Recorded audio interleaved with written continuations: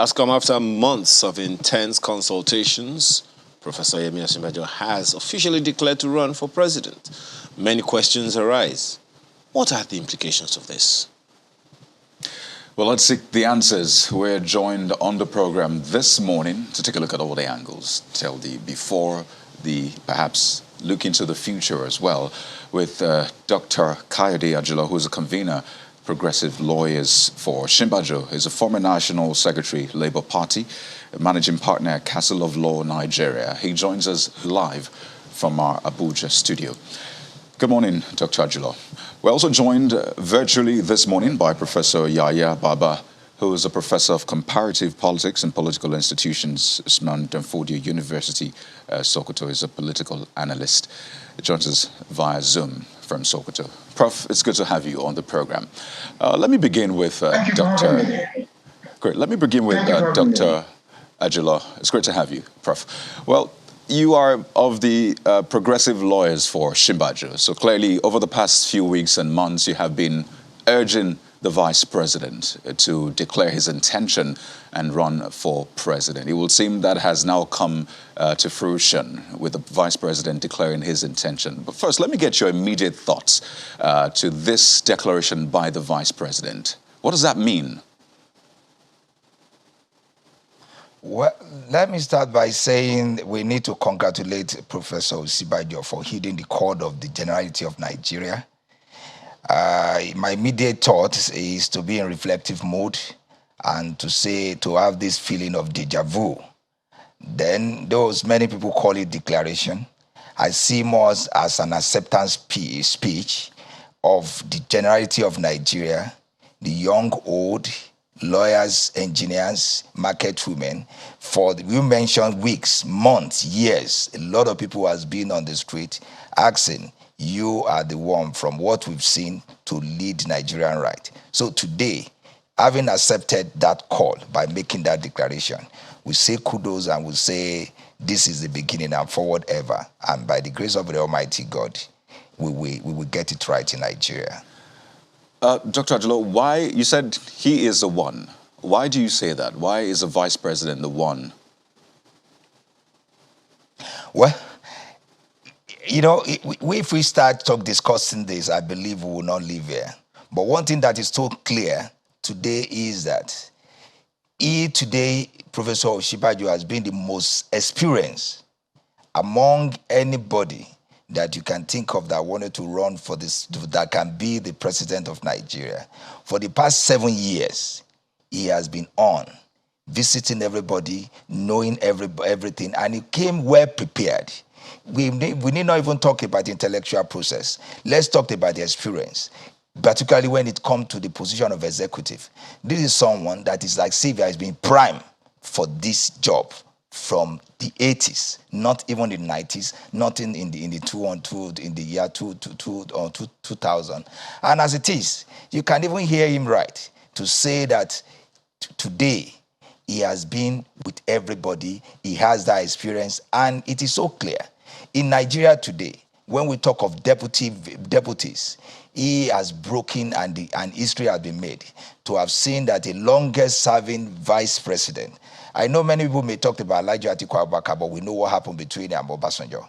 This is only one that has the confidence of his government, of his principal, of his people, and the governor to come together and to stand before the entire nation to say this is what it is. I think we have to give it to him, and I believe Nigeria need to think right if we want to get it right. All right, so we'll still get into the nitty-gritties, as it were. But let me get Professor Baba's opening comments. I mean, this is your realm. This is your field, politics, political institutions. That's for Professor Baba, by the way. So let me get your opening comments, Prof. With this declaration, which Dr. Ajilo calls acceptance speech, what does this mean for the political optics, the landscape in Nigeria as we build up to the 2023 election? It means a lot, quite a lot. You know, it's the long-awaited, widely speculated declaration from the Vice President has happened today. And it's been expected. You know, people are pushing and speculating that the Vice President will declare the person most qualified, fit to actually succeed his principal. for the tremendous and huge experience he has accumulated at the highest echelon of governance in Nigeria. And not only that, we need to also factor the complex and mixed background of the vice president. And this time around, not to speak of his personality as a bloated politician, but somebody who comes from a background of an intellectual, a seasoned legal practitioner, a public servant, and somebody who earned the trust and confidence of his principal as vice president. Not only that he's adjudged to be very loyal, but he has over time proved his principal, his party, and the people of Nigeria right when he assumed the responsibility of designing the most extensive and expanded social intervention programs under his watch from 2015 up until when the Ministry of Humanitarian Disaster Management and Social Welfare was created in 2019. And his intervention, and that's why in his speech, you could clearly hear from the Vice President of his extensive outreach across different parts of the Nigerian society. That opportunity he grabbed, when given to him by his principal and by the government he serves, to design and implement.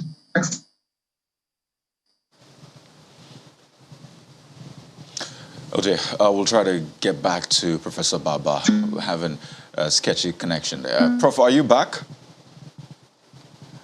Okay, we'll try to get reconnection. But let me take this back to Dr. Ajulo. I think both of you have talked about this relationship with his principal. And in fact, you referenced previous vice president and the relationship.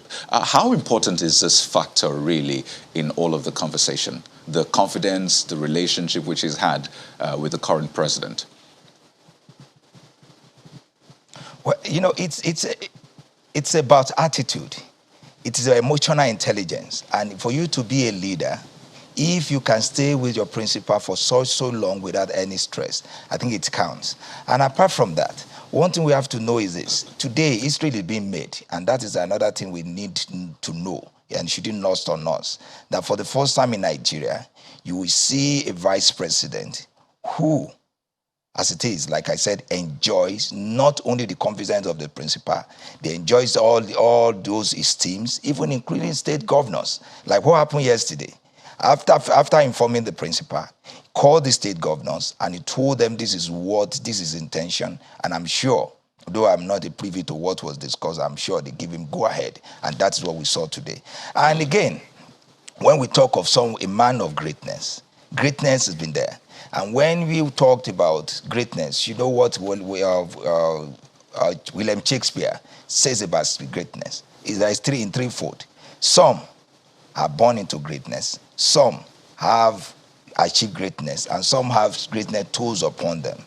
In Professor Yemi Osinbajo, all these three indices, he ticks all. His pedigree is well known to everybody.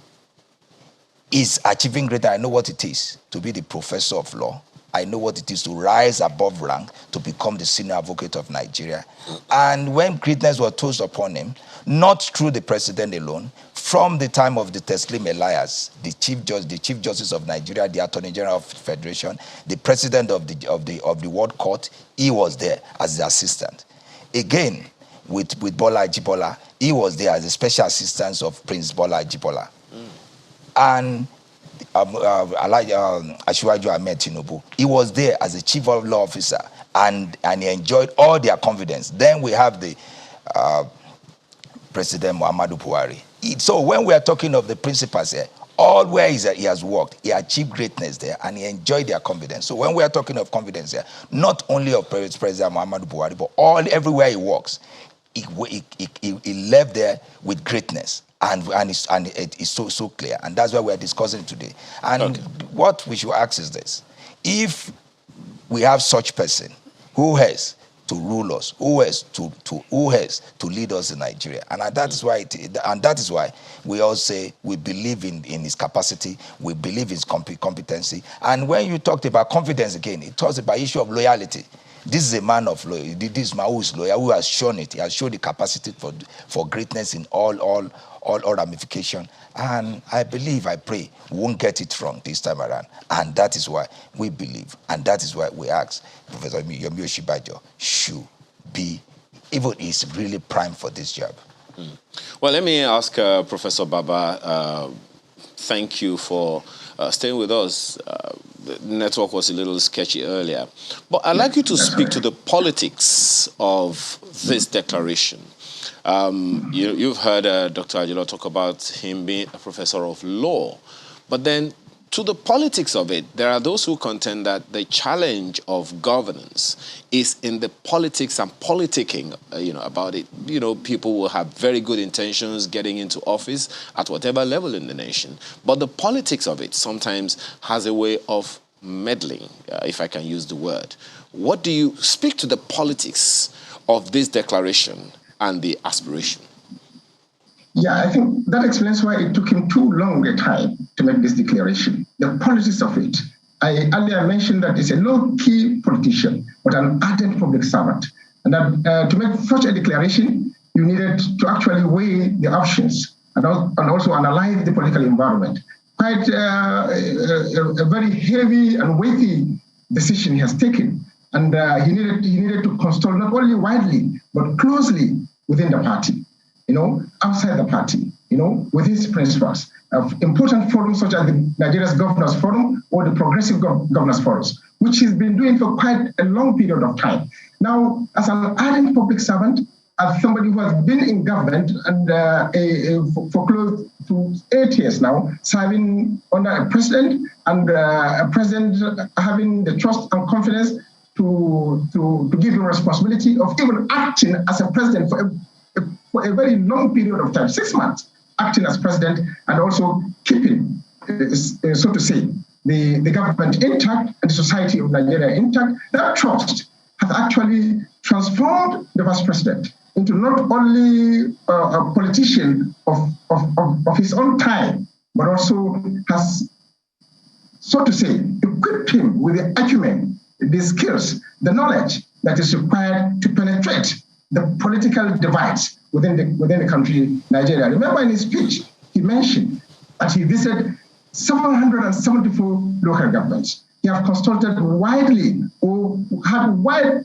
and extensive reach out among diverse groups, market women, the youth groups, business communities, the guild of editors, a quite complex diversity of the Nigerian people he had the opportunity to consult widely among those groups. And this is well required.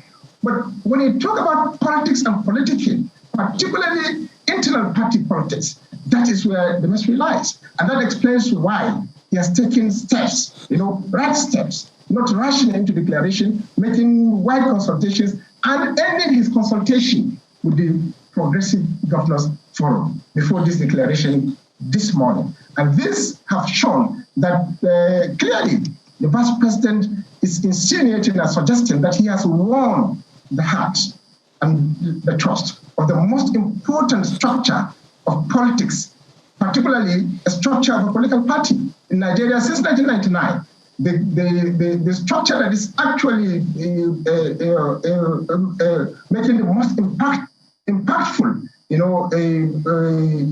so to say, decisions about who runs, who don't run, who succeed, who contest election has always been the Nigeria's Governors Forum. And governors, in their own respect, have organized to either get one of them run for the president, get one of them run for the vice president, until 2015, when that jinx was broken and Muhammadu Buhari and Osinbajo were actually contested the elections under the platform of the All Progressive Congress. The governors have been very central. And now the question is, where will this very particular project of Osinbajo's presidency, quest for presidency, move from now? Is the Progressive Governors Forum likely to take this very particular project to the level it is required?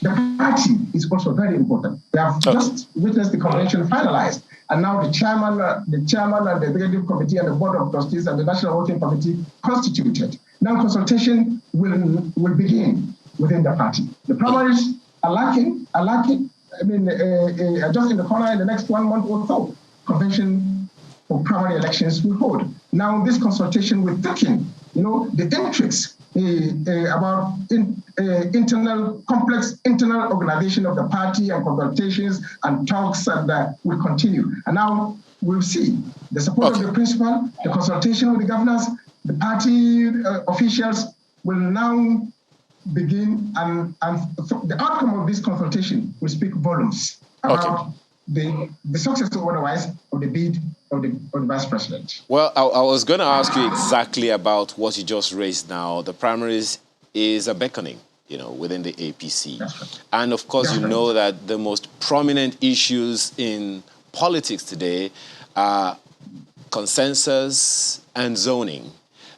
What are the options? What are the optics for you? Still talking about the politics of this declaration of the vice president. What are the optics for you? What are the bottlenecks? What are the issues that the vice president's office need to address to cross the zoning and or consensus hurdles?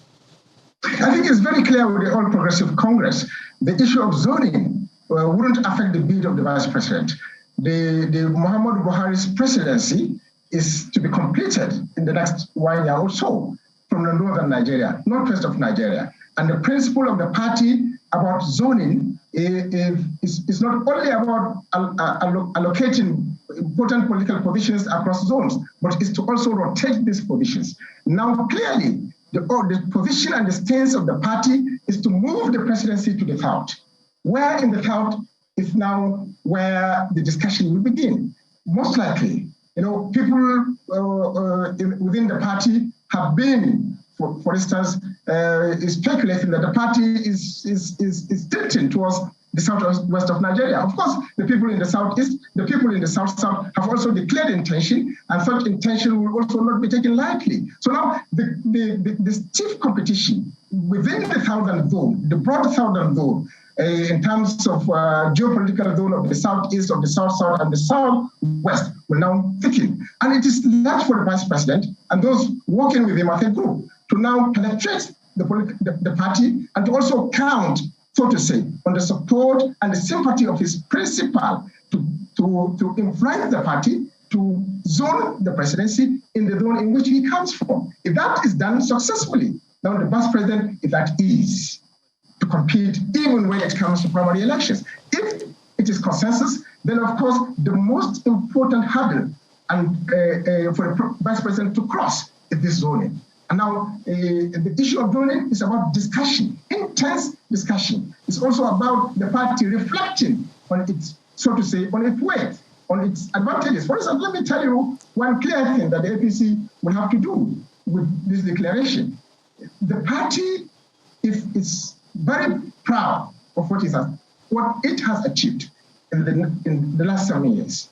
Will be sympathetic to the VP's declaration or to the endorsement of the vice president as the presidential candidate for the All Progressive Congress. Okay, Prof, we'll come to talk about some of the things which you say the party has achieved in the past 7 years or so. But let me take this back to Dr. Ajilo, still on the politics of it, because there are different dimensions, different levels to the politics of this. And I mean, yes, the consensus arrangements, the build-up to all of that is a very important conversation. But he's not the only one who has declared intention to run for president. And that's also another dimension to this. And I'd like to get your thoughts on this, Dr. Ajilo.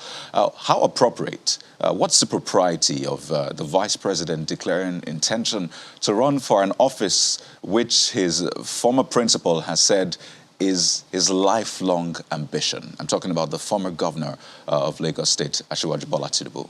How appropriate is this? Well, thank you very much. The appropriateness of that is the fact that one is a lifelong ambition, while another one is ambition of over 200 million Nigeria. Look, we have to be sincere here. Asiwaju Bola Ahmed Tinubu is a factor. We need not deceive that. He has done well for himself and for some people. But one thing that is so clear is this. Asiwaju factor is more of, for the way I view it, is more of a parochial factor to aspiration, demand of over 200 million Nigeria. And that one said it all. And from that declaration, which to me is an acceptance. And here, Dr. Ajilo, pardon me, just before you go on, Dr. Ajilo, just a moment before you go on, you said 200 million Nigerians. How did you come to that conclusion? The conclusion, that conclusion is to the fact that the interest we are talking about here is the interest of 200 million Nigerians. And that their security, their social justice, to ensure justice at all times, that is the main issue here, not about the aspiration, a life ambition of only one man. And that is what I'm trying to say. Okay, you can go on. I just wanted to be clear when you said 200 million. I wanted to say we've not gone to elections just yet. Thank you very much. Yeah. Thank you very much. So as it is, one of those that abhors parochialism. I'm one of those that believe that in this life, what matters most is anything that is done for the good of majority of the people. By so accepting to run for that office today is to say, I want to ensure that 200 million Nigeria are perfectly okay in terms of justice, in terms of security, in terms of doing something that will live their life. But with that, I don't think we need to talk about ambition of one man. What matters most is to think of generality of people, not ambition of one man. And that's what it is. Because the man himself said, this is my life ambition. And are you going to say the whole Nigeria and the whole nation will be subjected, will be ransomed because of admission of one man? And I believe if you are in that shoe of Osinbajo, you will think of the ambition of generality of Nigerian than only ambition of one man. And I believe that is the simple or fast way out of that of this issue.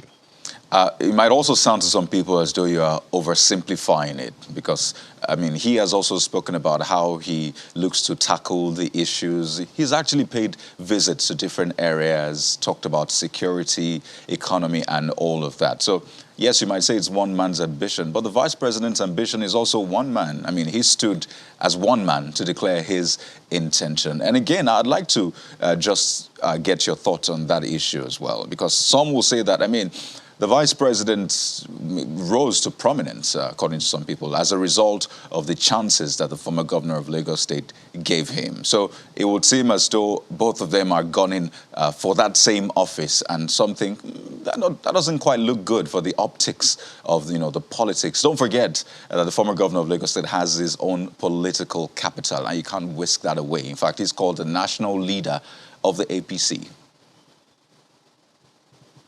Well, today I want to let you know that today is Yemi Osinbajo declaration. I want a situation where it will have to be mixed up with a vision of someone else. And apart from that, this issue of somebody raise someone, one thing that is so clear in the world that somebody else to raise you.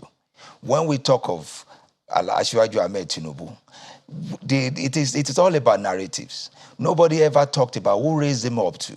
Someone, some people. Baba, you Adebanjo is there. You need to listen to his narratives. And what matters most is, before anybody could raise anybody up, there must be some level of competence, there must be level of ability, there must be level of capability and loyalty. And I believe all these things has been there before we can say we raise one another up. But again, like I said, I don't want to sound parochial. As long as we continue to talk about ambition of one man and to say maybe that one we have to jeopardize. Let me tell you something. One thing you have to know is this. If you are to fly me to Lagos, and I noticed that for the past 10 years, you have not been flying, and I know that you have someone whom you have trained that for the past 7 years has been so experienced in flying that plane to Lagos. Give me the pilot. If is the other one that you said has been somewhere, I will never fly with such person. The person I will fly with is a competent, with the experience, someone who really knows how to get to Lagos, that will allow such person to fly me to Lagos. And that's what we are saying here. I know, yes, the factor of the person you mentioned is so clear. But one thing is this: we don't need to reduce you to just one man. This is about the futures, about the aspiration, about the well-being and welfare of Nigerian people, 200 million people. And mind you, in your open speak this morning, you mentioned that several people has been calling on him to contest, to offer himself, because they've seen something in him. Not that he prop himself. This is the issue of a leader who is responsive enough for the yearning aspiration of the people. And he has come to accept that challenge. And that is what must be focused on. And as I say, in whatever way, in whatever indices we looked at it, the issue of the politics of the leaders or the follower of the mentee or the mentor will continue to be. And don't be surprised. This is politics. I've been there.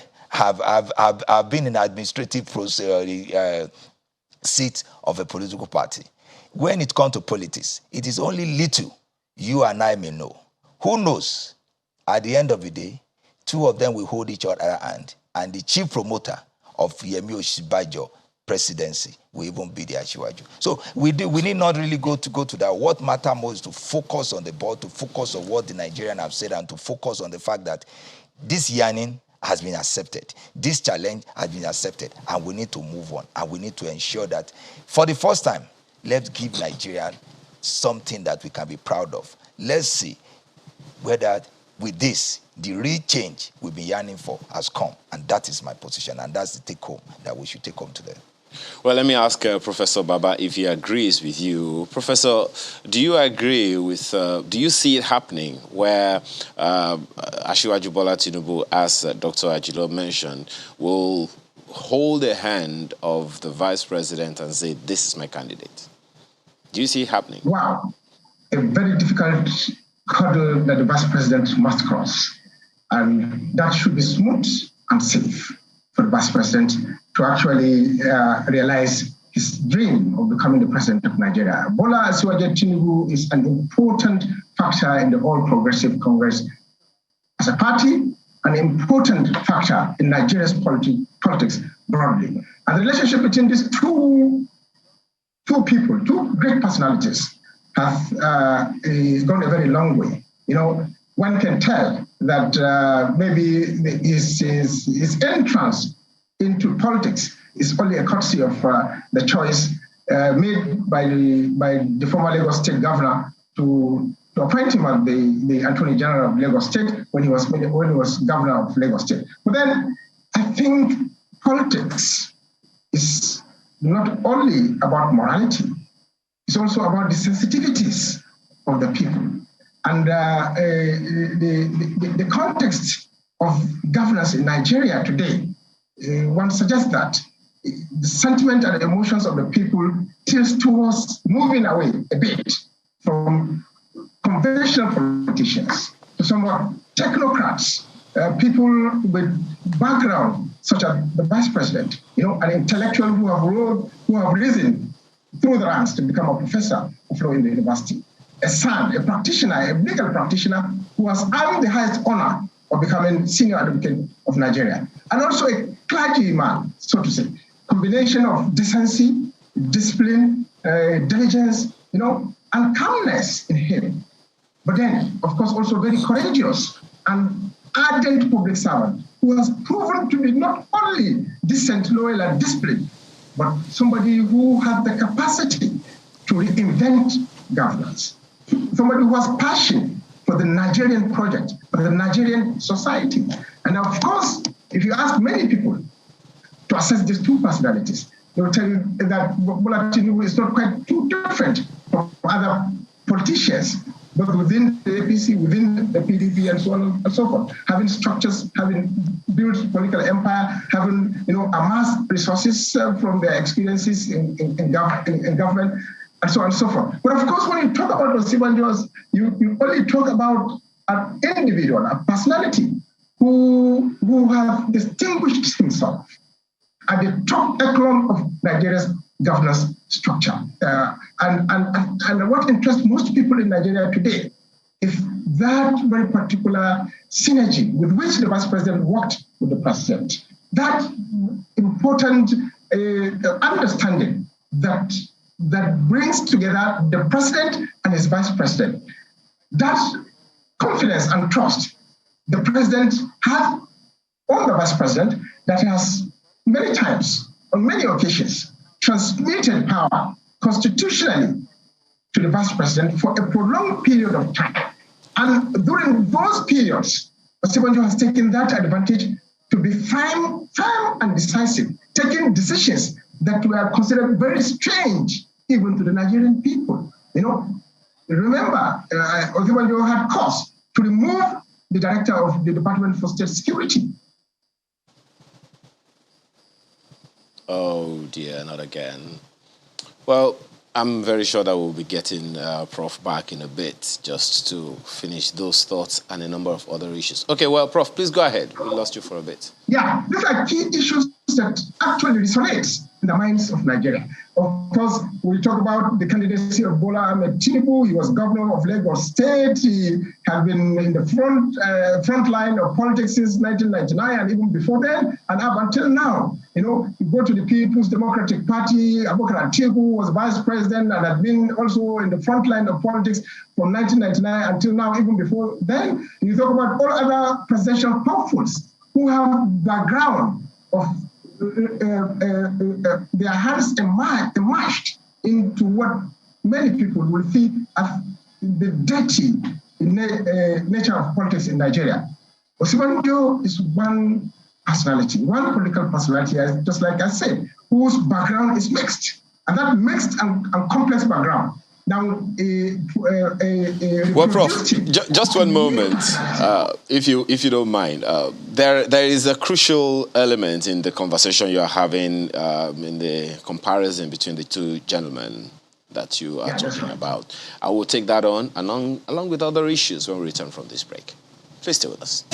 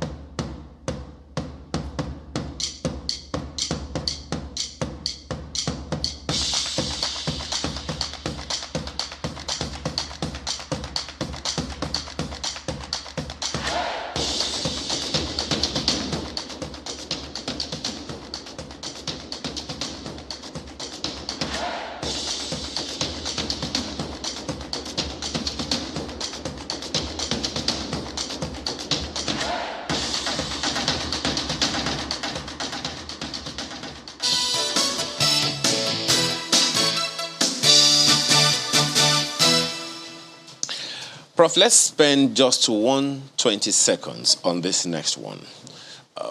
You talked about the prominence of the former governor of Lagos State, and that's a political capital that no one can remonstrate. Having left office, how many years ago, he's about the only one of the governors in his generation, if I can use the term, Generation. who is still as prominent as he is. So that's definitely political capital that cannot be remonstrated. What do you think? And then there has been a lot of narratives from both sides of the supporters. Okay, that this person that and that person that. So I'm just wondering, what are the stakes that you think need to be addressed, whether covertly or openly, between these two people, so they are not pitted against each other, but they are actually seen to work together for the one Nigeria they are both interested in building? That must be covertly. That must be done covertly. And that, in my view, is what has taken the Vice President too long a time to make this declaration.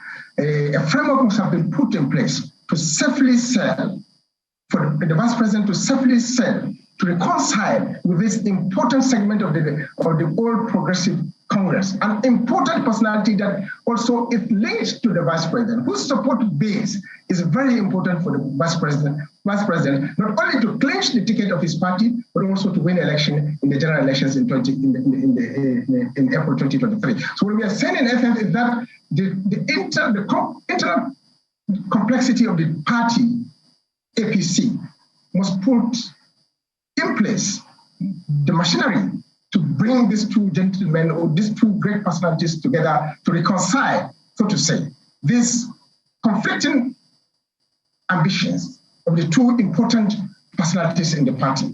The Vice President have the resourcefulness to govern. The leader of the party have the resources in terms of capital, in terms of support base, in terms of structures, in terms of followership to support the party to win election in 2023. We never can imagine a deadlock between these two parties. Whichever way the party chooses to select its candidate, whether through primary election or through consensus, the party must be strong and firm enough to actually put a framework, not only a framework that is effective enough, but that is said to be very fair to these two important personalities that will lead to the emergence of a candidate most preferred not only to the party, but to the Nigerians. A candidate that can actually deliver the party in 2023 elections. And I think... Okay, Prof, let's now... pardon me, Prof. So clearly that point, I think, has been made. So let's move away from the politics of things and talk about the things that affect Nigerians out there. I mean, the politicking, yes, we've touched on that for quite some time. But let's talk about what a lot of Nigerians are feeling now, which is why people will be inspired to go to the polls to choose whichever candidate actually appeals to them. And let me begin with Dr. Ajulo in our Abuja studio on this one. So as it is now in Nigeria, we're faced with different challenges. Insecurity, a huge one. The economic indices as well, rising food costs, inflation. Could talk about the unemployment rates. A lot of Nigerians who are out there searching for jobs. We talk about the forex as well, the value of the naira to the dollar. I can go on and on. These are very present challenges that we're grappling with in this country. And this has been happening under the watch of the government, which the Vice President belongs to. So what is the Vice President bringing to bear that will be different from what he has brought on board in this past 7 years? Well, thank you very much. As it is, one thing we have to understand when it comes to the position of Vice President as it is now is to take recourse to the provision of the Constitution. It's so clear on where the buck stops as of today, and that is the President.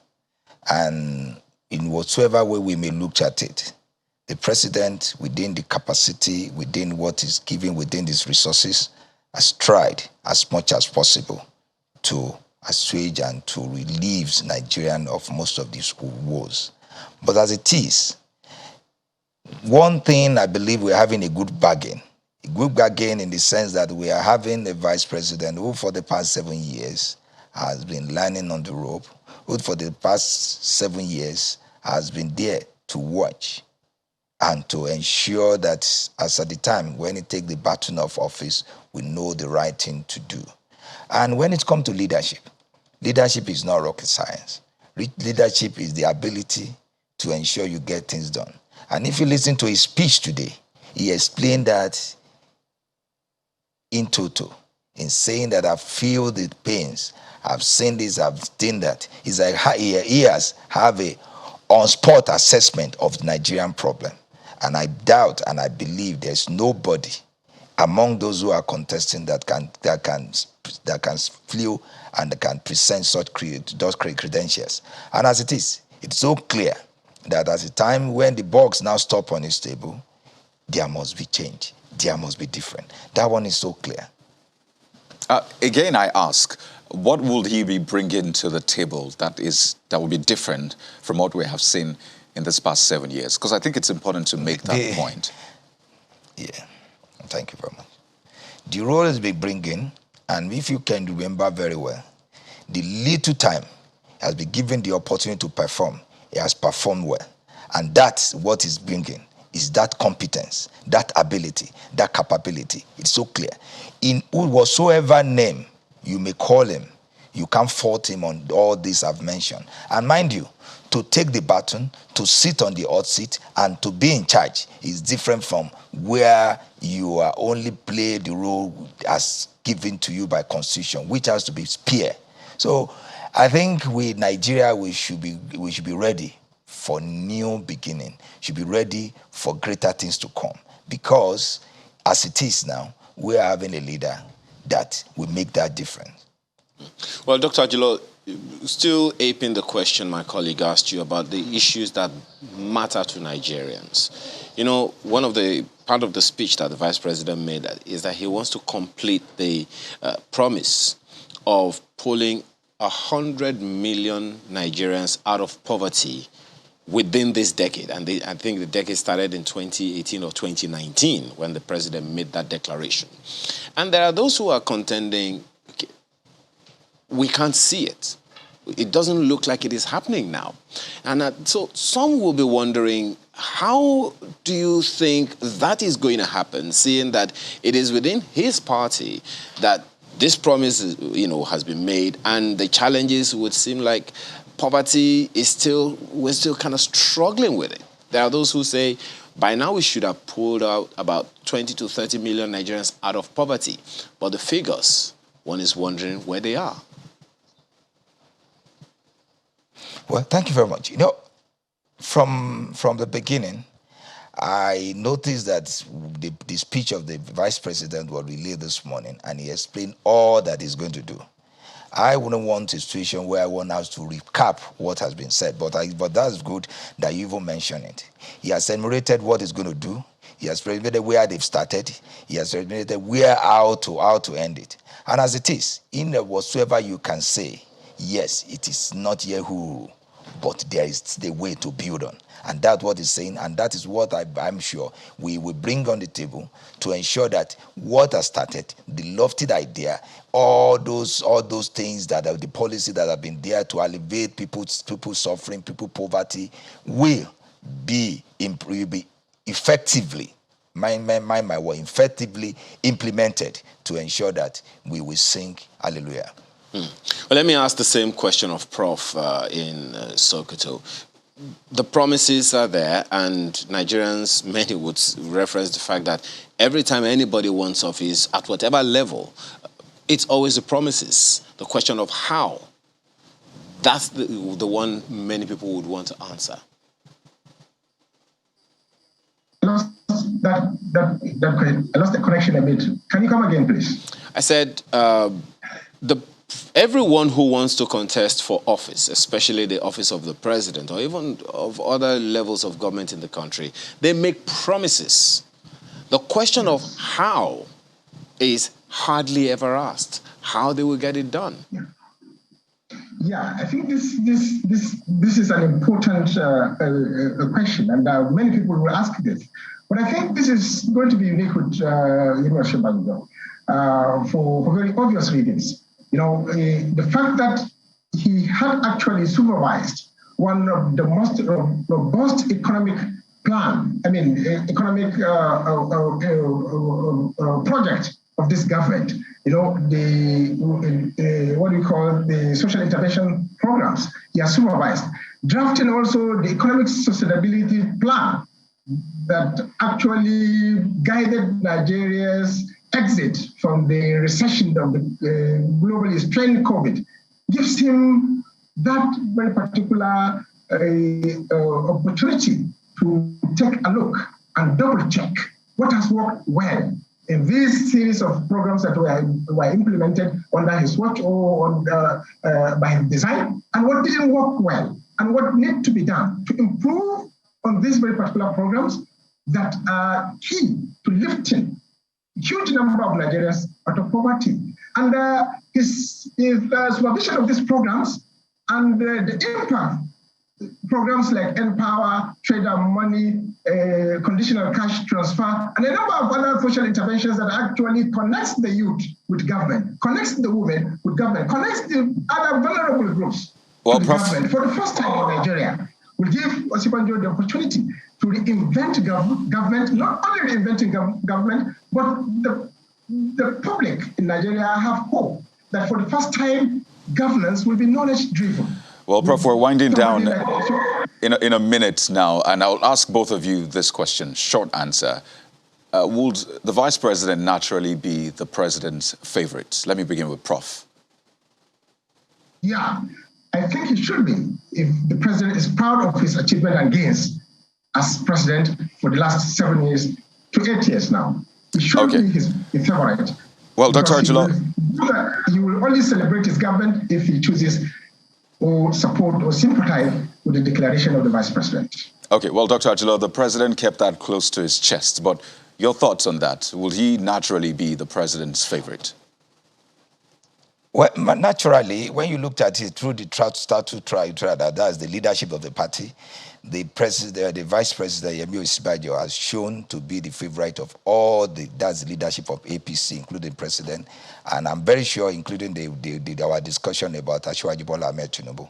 Let me quickly tell you this. I've seen several times when the Senator Ayo Adesanya, Baba Daudu, Ayo Adebanjo, Ayuba Magaji, praying for Asiwaju Bola Ahmed Tinubu that will be greater than them. Now, Osinbajo, too, I think President Asiwaju Bola Ahmed Tinubu will be praying too that you will be greater than me. And I think that is what it is. So when it comes to enjoying confidence, all the leadership of the party, from the President to the governor who met him yesterday, and down to the strata, they have his confidence. I'm very sure with this, APC will not have problem in choosing and in retaining the power. Well, we have a coming days to test the validity of that statement. But I think now that's a great place to leave it. We'd like to thank you so much, Dr. Kayode Ajilo, convener of Progressive Lawyers for Osinbajo, who's also a former National Secretary, Labour Party, and Managing Partner, Castle of Law, Nigeria, as well as Professor Yaya Baba, who was Professor of Comparative Politics and Political Institutions at Usman Danfodio University in Sokoto. Gentlemen, thank you so much for your time this morning. It's my pleasure. Thank you. It's my pleasure. I'm grateful. Well, clearly, the conversation doesn't end there. We'll give you more in the coming hours. But we'll take a break now. And when we return, we'll discuss a very, very important topic. You don't want to miss this. Stay with us.